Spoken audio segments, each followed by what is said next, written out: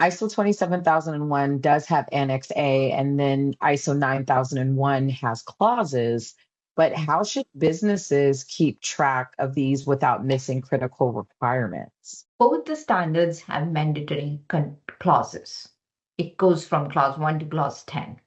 And there is a good bit of overlap, except for clause number 8, which in 9001 is all the operations related, and 27001 is all risk related. That's the only clause which is little different, but other than that, all the mandatory requirement map 1-to-1. And the way this helps is the organization, when they want to implement a certain standard, they can have the same documented information procedure, context of the organization worksheet.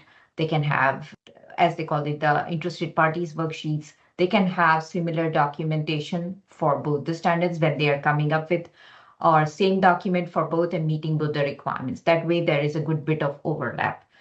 27001 has additional Annex requirement. So in order to meet, if someone says that we have to meet the requirement of 27001 and we already have 9000 in place, they still will have to make sure that all the mandatory requirements are tied into the existing 9001.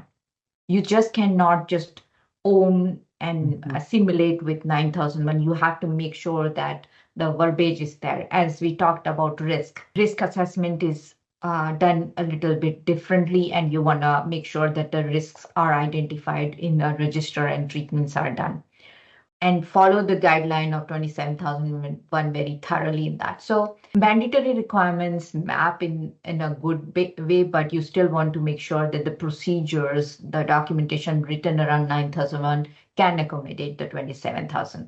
Management review is done a little differently. You need to set up the objectives, and the policy statements, and also you want to integrate the mandatory requirements and then meet the requirements of the control. Several organizations, when they have these two standards, they just claim that we have 9001 and they don't integrate the 27001 verbiage in them. And that's where the non-conformances happen.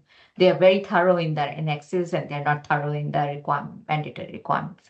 So guidance is that you want to handle the corrective actions the same way, management review the same way as you do your 9001.